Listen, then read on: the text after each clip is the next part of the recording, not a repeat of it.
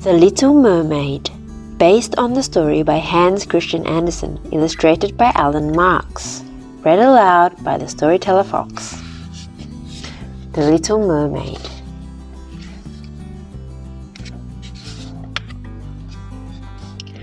Chapter 1. The Deep Blue Sea. Far out at sea, below the waves, deeper and deeper and deeper still, stood the Sea King's castle.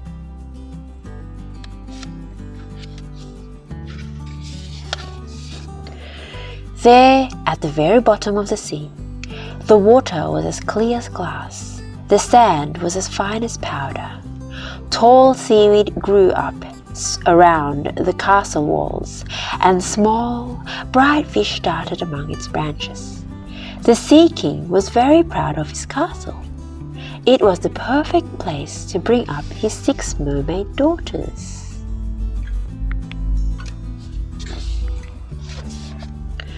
Each daughter was given her own small garden to care for. "I'm going to shape mine like a whale," said the eldest. "Mine will have a seashell border," said the next. "And I'm going to grow pretty flowers," said the third. The 4th and 5th mermaids loved exploring. "Let's decorate our gardens with treasure from shipwrecks," they said. Then their little sister appeared, hugging a statue of a smiling boy. "Look what I found!" she cried. "I'm going to put him in my garden."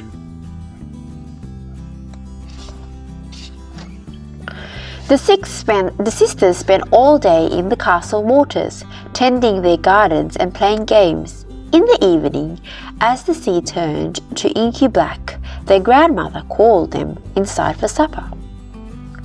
Lying on silky cushions, the family ate steaming seaweed, parcels, and soft sea fruit. "Tell us a story, Grandmama," begged the littlest mermaid. Grandmama had seen the world above the waves. She told amazing tales of men with 2 legs and no tail. "There are buildings as tall as the oceans is deep," she said, "and machines that glide even faster than sharks."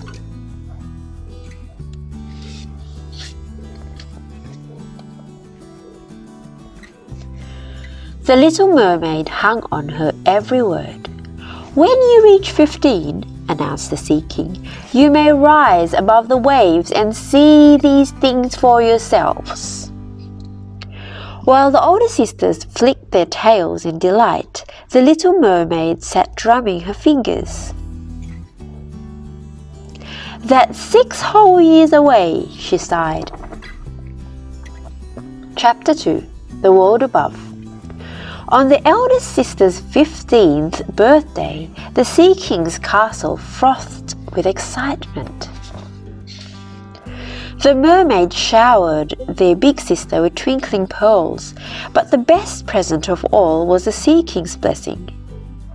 "Now you can swim to the surface of the sea," he said. "Come back quickly," called the little mermaid. She wanted to hear everything about the world above.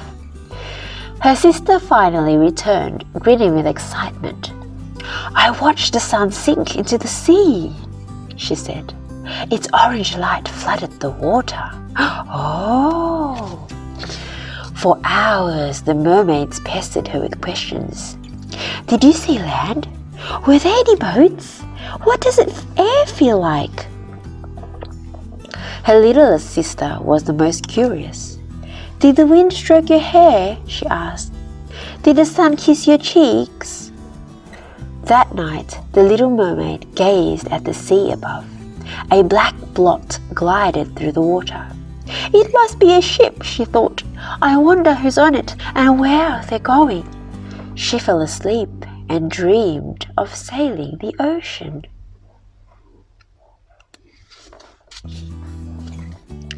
Chapter 3. Rescue from the Storm. One by one, the sisters reached 15 and were allowed to swim above the waves. The little mermaid watched them rise up, hand in hand, longing for the day she could join them. As time dragged on, the little mermaid spent hours with her statue. "I can't wait to see what dry land looks like," she told him. Finally, the year, then the month, then the day of her 15th birthday arrived. As soon as the celebrations were over, she set off for the surface. "Goodbye," she called to her sisters, rising up like a bubble of air. With each swish of her tail, the water felt lighter. Her head broke through the waves, and she gasped. The sun was setting, just as her sister had described. And there ahead floated a ship. The little mermaid swam closer. Lanterns hung from the masts, and lively music filled the air. Closer still, she saw people dancing on deck. She stared in delight as their two legs carried them back and forth. A handsome young man appeared, wearing a crown. "Happy birthday, Prince Milo," the people shouted, as 100 rockets exploded in the sky. The little mermaid watched the prince, enchanted. She was as if her statue had come to life. Suddenly the weather turned stormy and everyone ran below deck. Waves rose up like mountains around the creaking ship, and a streak of lightning split the dark clouds. The little mermaid rose the surf with glee, but then she heard cries from the ship. The wind and waves were battering it apart, tossing terrified people into the foaming sea. The mermaid was horrified. "They'll never survive without tails," she thought. "Oh, the poor prince, I must find him." She searched everywhere, diving between beams and planks. At last she saw him, clinging to a broken mast. She pulled the prince to a sheltered cove and let the waves wash him ashore. "Thank you," he murmured. The little mermaid watched from a clump of seaweed as the dawn light warmed the sky. A pretty girl came and helped the prince to his feet. Smiling, he looked out at sea, then walked away.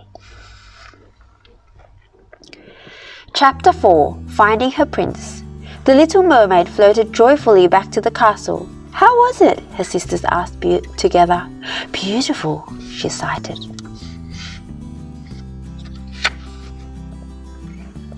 All day the sisters played in the castle waters.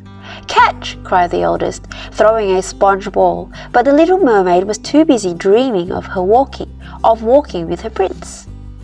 That night, and every night for a week, she swam back to the cove and gazed longingly at the empty beach. At dawn, she returned to her statue under the sea. "Will I ever see my prince again?" she asked. The marble boy just smiled. "Why do you swim to the same place each night?" asked her sisters one morning. The little mermaid blushed and told them about her prince. "I've seen that prince," said the eldest sister. "He lives in a grand palace by the sea." "Really?" cried the excited little mermaid. "Show me." That evening, all 6 mermaids rose up through the sea and swam to the palace. It stood proud and shiny at the water's edge. As the mermaids watched, a man strode out of the balcony. "It's my prince," cried the little mermaid. "Do you think he's looking for me?" "Don't be silly," said the eldest sister. Day after day, the little mermaid returned to the palace. Each time, she swam a little closer. When the prince went sailing, she swam behind him. She prayed for a storm so she could save him again, but it never came. Chapter 5. Paying the Price. Back beneath the waves, the sisters were decorating the castle for a summer ball.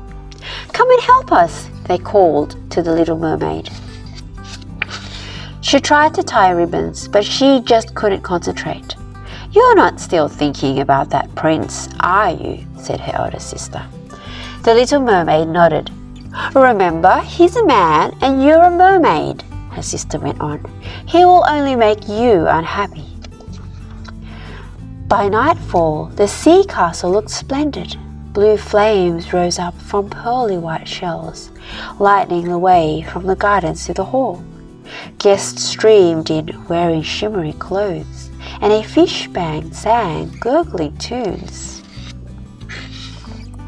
The little mermaid pretended to join in, but she couldn't stop thinking of her prince. "I have to do something," she thought. "Maybe the sea witch can help me." While her sister swayed to the fish's band songs, the little mermaid swam away. It was a dark and dangerous journey to the sea witch's cave. The little mermaid crossed bubbling hot mud, dodged swirling whirlpools, and darted past slimy seaweed arms. At last, the craggy cave loomed up ahead. The ugly sea witch stood at the entrance. "So you want legs to impress a prince?" she snapped. The sea witch knew everything. "They will cost you dearly." "But I have nothing to give you," said the little mermaid. "Yes, you do," the witch declared. "Your voice." The little mermaid gulped.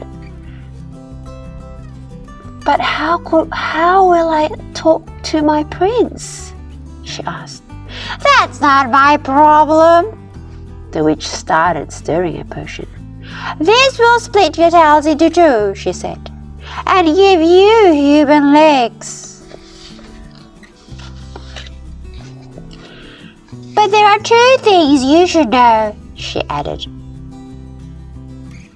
"One, if you drink this potion, you can never go back to your father's castle. And two, if the prince doesn't return your love, you will dissolve into the ocean waves." The witch stopped stirring and looked up. "Do you still want to drink it?" she asked. The little mermaid didn't pause. "I do," she replied. They were the last words she ever spoke. With a wave of her wand, the witch added the mermaid's voice to her potion. Chapter 6. The Princess Bride. By dawn, the little mermaid was sitting on a sea rock near the palace. In her trembling hand, she held a bottle of the witch's potion. Suddenly, a door opened and the prince stepped onto his balcony. He stretched, yawned, and gazed out to sea. The sight of the prince made the mermaid bolder. She swallowed the potion, jumped into the water, spluttered, splashed, and nearly drowned. Her tail had split into legs. The prince saw the splashes. "Who's that?" he called. "Somebody help her!" A servant waded in and pulled the little mermaid to safety. Soon she was standing in front of her prince.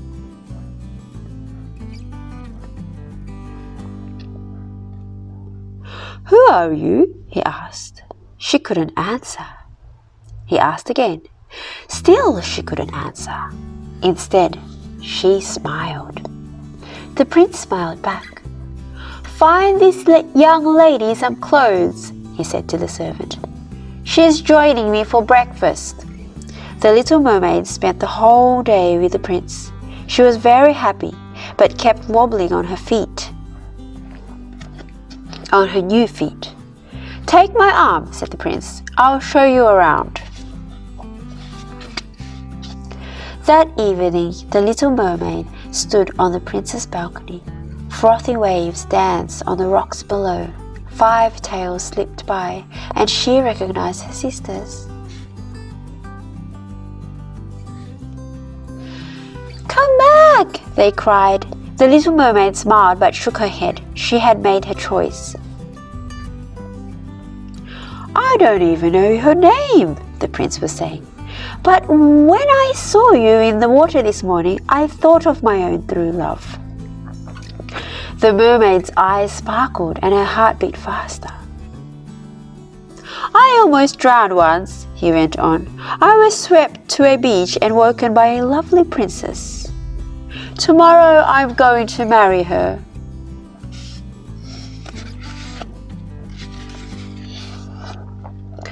The prince's words were like a dagger in the mermaid's heart. He was everything to her, but he loved someone else. "Don't worry," he said. "You can come with me." But the little mermaid shook her head, sobbing silently. Next morning, she watched her prince sail into the distance. The world she loved was lost to her. "You can never go back," said the witch's voice inside her head. "Come to us," sang the ocean spray. "Forever," whispered the foaming surf. With tears streaming down her cheeks, the brave little mermaid disappeared into the welcoming waves. The end.